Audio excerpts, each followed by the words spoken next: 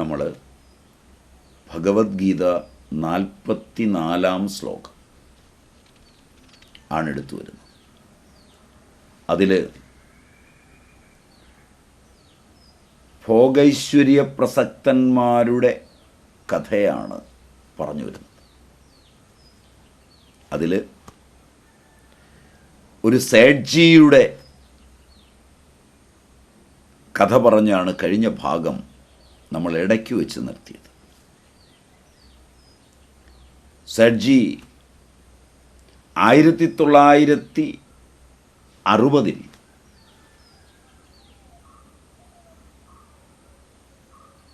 നടത്തിയൊരു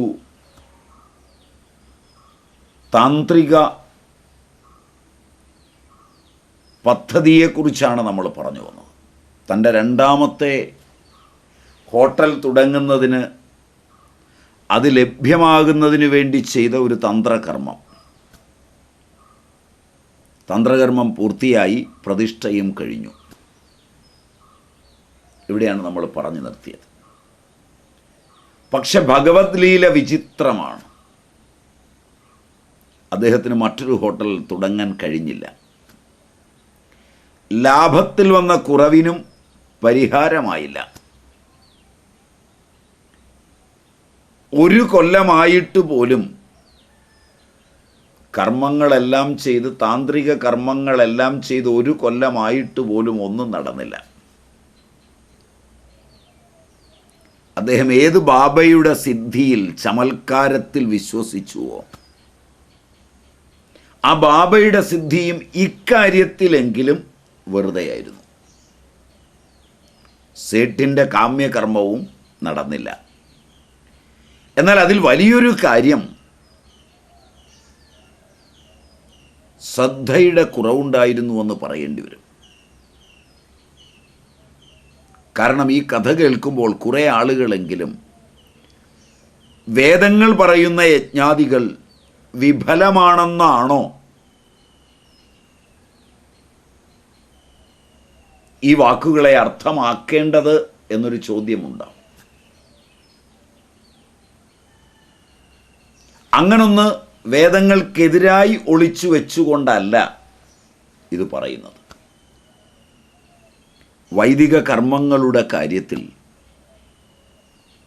അത്ര എളുപ്പമല്ല ഫലസിദ്ധി എന്നുള്ളത് ശ്രദ്ധിക്കേണ്ടതാണ്. ശ്രദ്ധയുടെ കാര്യം വളരെ വലുതാണ്. അതല്ല നമ്മുടെ ഇവിടുത്തെ വിഷയമെങ്കിലും അതും ഇവിടെ നോക്കണം. യജ്ഞാദികൾ വിഫലങ്ങളാണോ? ഉത്തരം ഋജുവാണ്. യജ്ഞാദികൾ സർവഥാ സഫലമാണ്. ഒരജ്ഞവും വിഫലമല്ല. പിന്നെ എന്താണ് ഇവിടെ സംഭവിച്ചത്? യജ്ഞഫലത്തിന് വിധിയാം വണ്ണം കർമ്മം ചെയ്യണം. യജ്ഞഫലത്തിനെന്നല്ല, ഏത് കാമ്യകർമ്മത്തിനും വിധി നിഷേധങ്ങളുണ്ട്. കാമ്യകർമ്മങ്ങളെക്കുറിച്ചുള്ള വേദഭാഗങ്ങൾ ആ കർമ്മങ്ങളിൽ പെടുന്നവൻ്റെ മനോഗതിയുടെ അങ്ങേ തല വരെ സഞ്ചരിച്ചിട്ടുണ്ട്.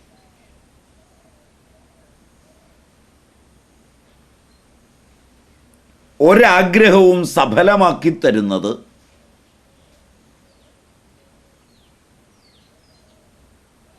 കിടന്നു കുറേ പ്രാവശ്യം ഈശ്വര എന്ന് വിളിച്ചത് കൊണ്ടായില്ല.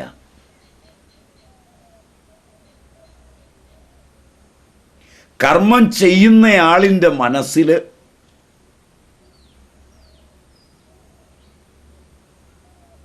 ഫലത്തെക്കുറിച്ചുള്ള ധാരണ എങ്ങനെയാണോ ആദ്യം നിലകൊള്ളുന്നത്, അതിലേക്കാണ് ഹവിസുകൾ ചെന്ന് വീഴുന്നത്.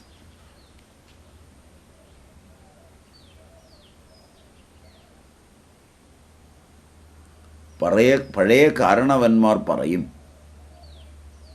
ഇല്ലക്കം പറയരുത്.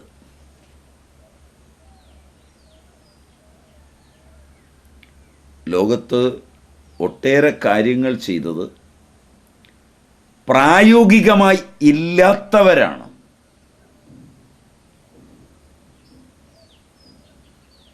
അവരുടെ മനസ്സിൻ്റെ അന്തർഗതങ്ങളിൽ ഉണ്ട് എന്ന ബോധമുണ്ട്. ആ ഒരു അബോധം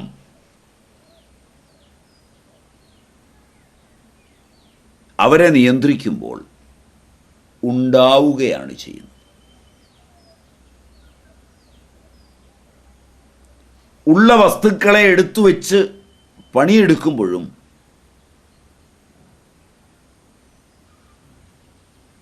അതിൽ പങ്കെടുക്കുന്നവരുടെയും അതിൽ യജമാനനായവൻ്റെയും ഒക്കെ ബോധതലങ്ങളിൽ ആ വസ്തുവിന് പോരായ്മകൾ തോന്നുകയാൽ ഇത് ശരിയാവില്ല എന്ന് തോന്നിപ്പോയി എങ്കിൽ അത് വിധിയാം വണ്ണമുള്ള കർമ്മമല്ല. മനസ്സും ശരീരവും ശുദ്ധമായിരിക്കുകയും സാന്നിധ്യാദികൾ വേണ്ടിടത്തെല്ലാം സാന്നിധ്യമുണ്ടാവുകയും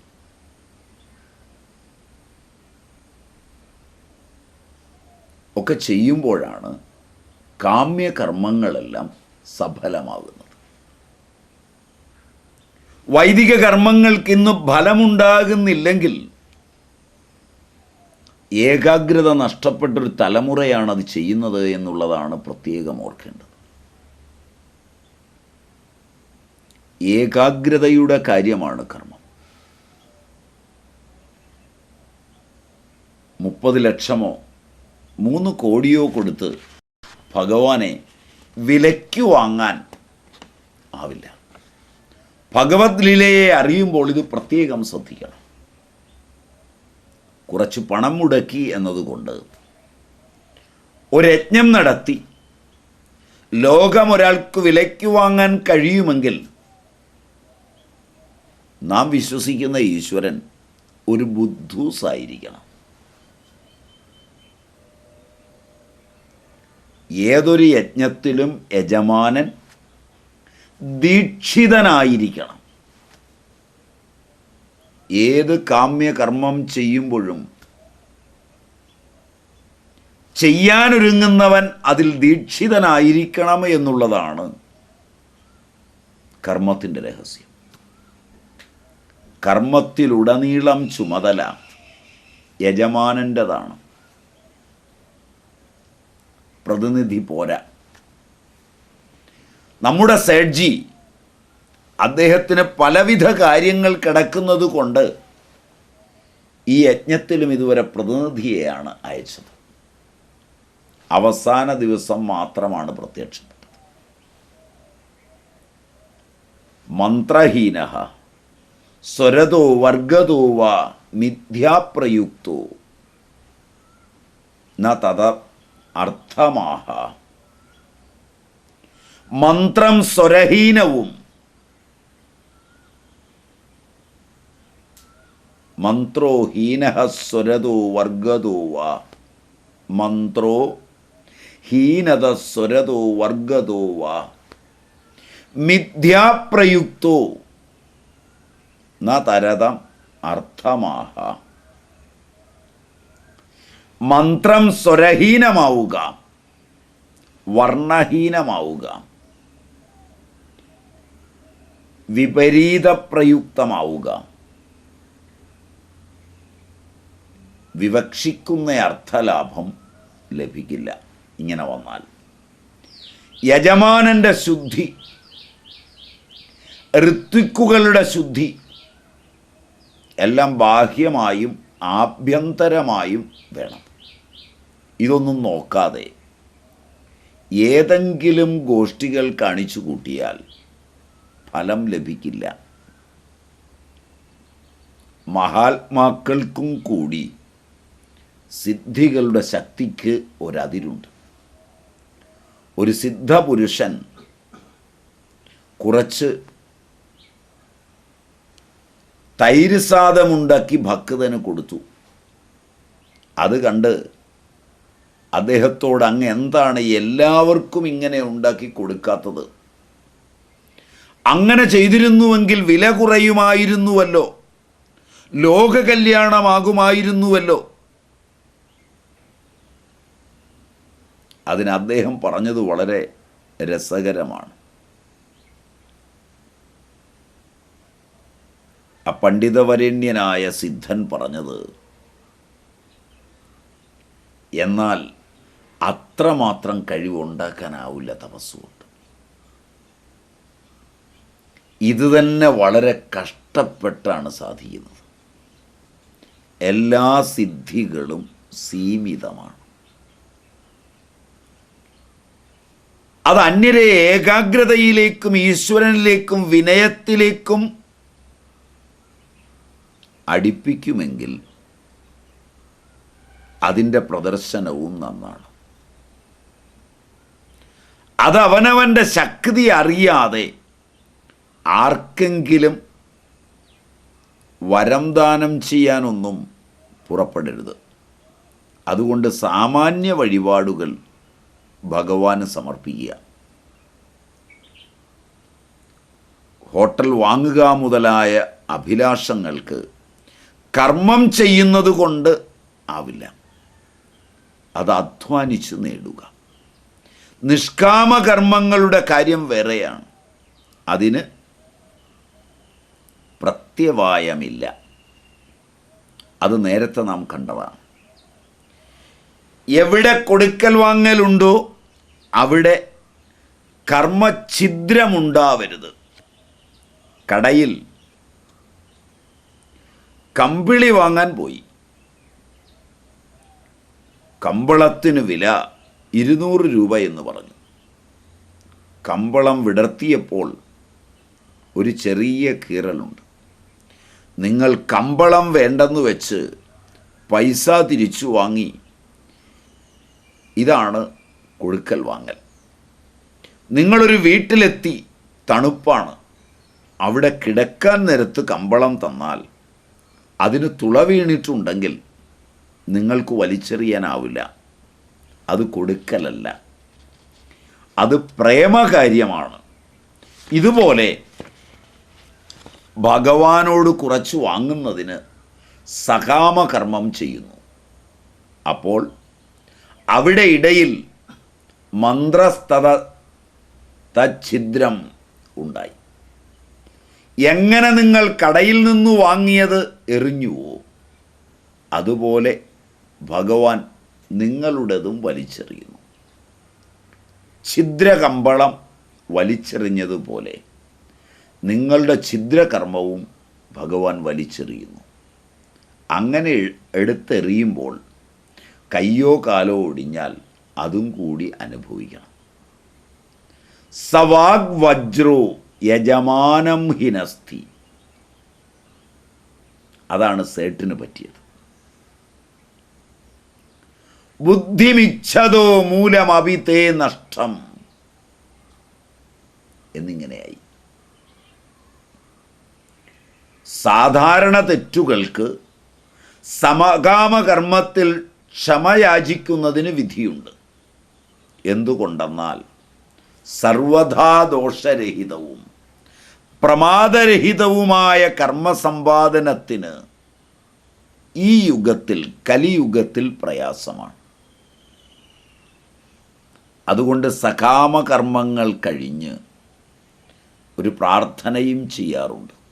മന്ത്രഹീനം, ക്രിയാഹീനം, ഭക്തിഹീനം തഥൈവച യത് പൂജിതം സുരശ്രേഷ്ഠ പൂരിണം തദസ്തു മേ.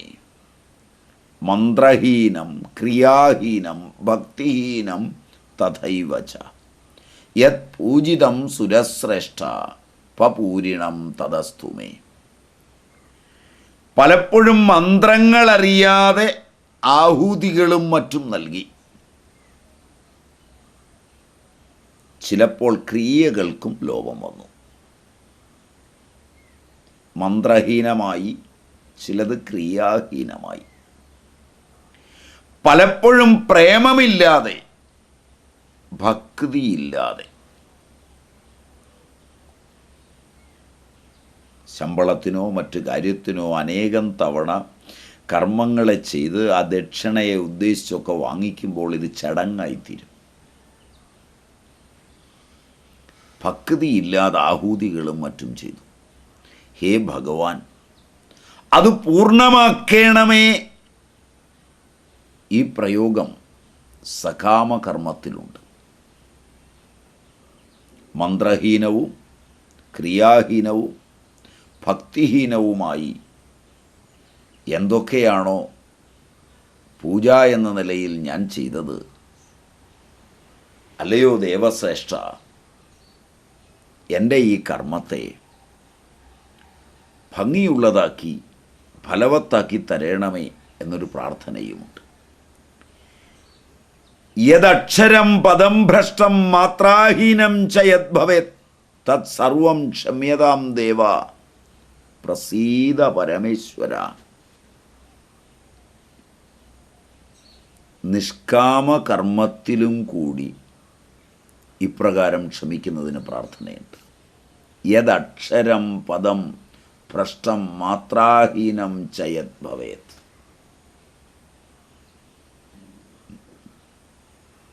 വർണ്ണങ്ങൾ, പദങ്ങൾ, മാത്രകൾ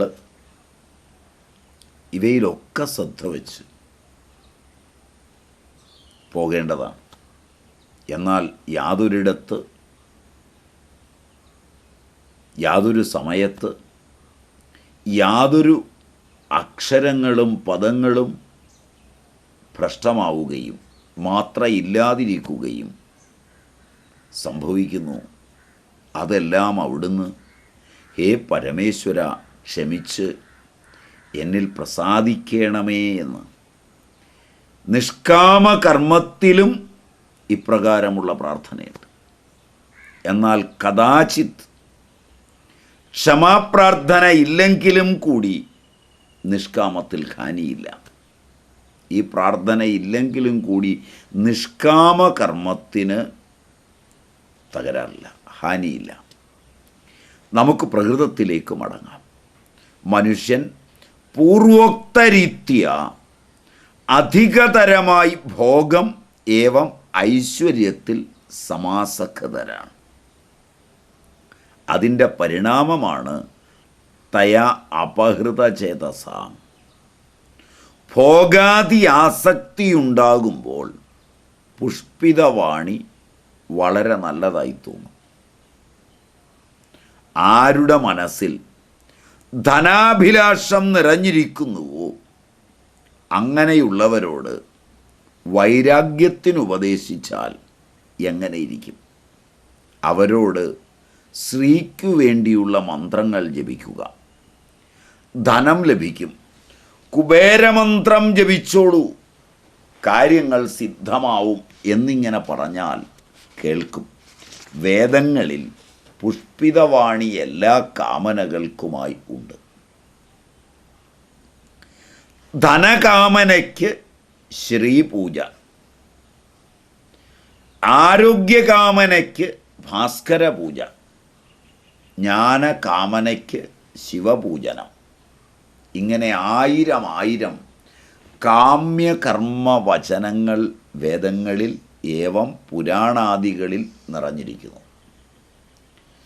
എന്നു പറഞ്ഞാൽ മറ്റൊന്നിലും ചിത്തം പ്രവർത്തിക്കാതെ ഈ വചനങ്ങളാൽ ചിത്തം അപഹൃതമായിരിക്കുന്നു. വേദങ്ങളും ഇതിഹാസങ്ങളും പുരാണങ്ങളും വരെ പുഷ്പിതവാണി കൊണ്ട് എല്ലാ കാമനകൾക്കുമായി മനോഹരമായ മൊഴികൾ പറഞ്ഞിരിക്കുന്നു. ധനം ലഭിക്കുന്നതിന് ശ്രീപൂജ, ഐശ്വര്യത്തെ പൂജിക്കുക. ആരോഗ്യം ആഗ്രഹിക്കുന്നവൻ ഭാസ്കര പൂജ ചെയ്യുക. ജ്ഞാനം ആഗ്രഹിച്ചാണെങ്കിൽ ശിവപൂജനം. ഇങ്ങനെ ആയിരം കാമ്യകർമ്മ വചനങ്ങൾ വേദങ്ങളിലും പുരാണങ്ങളിലുമൊക്കെ ലഭ്യമാണ്. ഈ വചനങ്ങൾ കൊണ്ട് ഏതൊന്ന് ആഗ്രഹിച്ചു ചെല്ലുന്നുവോ അത് ലഭിക്കുമെന്ന് പറയുമ്പോൾ മനസ്സിന് അതിൻ്റെ ഫലപ്രാപ്തിയെക്കുറിച്ചുള്ള സങ്കല്പങ്ങളിൽ കിട്ടുന്ന ഒരാനന്ദം. അതുകൊണ്ട് അപഹൃതമായ ഈ ചിത്തം മറ്റൊന്നിലും പ്രവർത്തിക്കാതാകുന്നു. വ്യവസായാത്മികാ ബുദ്ധി സമാധൗ ന വിധീയതേ എന്നടുത്ത പാദം. ഇവിടെ സമാധി ശബ്ദത്തിനർത്ഥം അനേകം ആചാര്യന്മാർ അന്തഃകരണം അഥവാ ചിത്തമെന്ന് പറയുന്നു. സമ്യക് അധീയന്തെ സംസ്കാരാ യസ്മിൻ സമാധി തസ്മിൻ. അന്തഃകരണത്തിൽ വ്യവസായാത്മികാ ബുദ്ധി ഇല്ല. അന്തഃകരണത്തെ സമാധിപദം കൊണ്ട് എങ്ങനെ പറഞ്ഞു? ഹൃദയപദം കൊണ്ട് എന്തുകൊണ്ട് പറഞ്ഞില്ല? ഇതാണ് അടുത്ത കാര്യം. ഹൃദയേ വിധീയതേ വ്യവസായാത്മികാ ബുദ്ധി സമാധൗ ന വിധീയതേ എന്നതിന് പകരം ഹൃദയേ വിധീയതേ എന്ന് പറയാമായിരുന്നുവല്ലോ. അതിനുത്തരം എന്തെന്നാൽ മനുഷ്യരുടെ അന്തഃകരണം സമാധിക്കു വേണ്ടി പ്രാപ്തമാണ്. അന്തഃകരണത്തിൻ്റെ പരമധർമ്മങ്ങളിലൊന്ന് സമാധി അനുഭവമാണ്. എല്ലാ കർമ്മങ്ങളും പ്രാരബ്ധാനുഗം നടക്കുമ്പോഴും മനസ്സിനെ, അന്തഃകരണത്തെ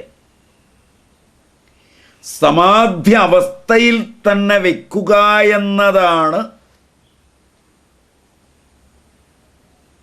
വഴി. അതുകൊണ്ട് മനുഷ്യ അന്തഃകരണം സമാധി ലഭ്യമാകുന്നതിനു വേണ്ടിയാണ് പ്രാപിച്ചിരിക്കുന്നത്.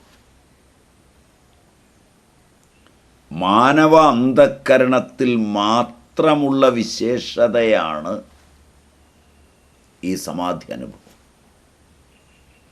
അതുകൊണ്ട് സമാധി നേടാം എന്നത് മാനവജന്മത്തിൻ്റെ പ്രത്യേകതയാണ്. സമാധി കൊണ്ടാണ് അന്തഃകരണം ശോഭനമാകുന്നത്.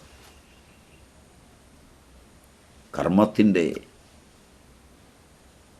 ഈ തലങ്ങളെയെല്ലാം സ്പർശിച്ച് അർജുനനെ നിമിത്തമാക്കി നമുക്ക് വ്യവസായാത്മികയായ ബുദ്ധിയുടെ തലങ്ങളെ ഉപദേശിച്ചു തന്ന ശ്രീകൃഷ്ണ പരമാത്മാവിൻ്റെ പാദരേണുക്കളിൽ ഈ തരുണത്തിൽ ഭക്തിപ്രസയപൂർവം പ്രണമിക്കാം.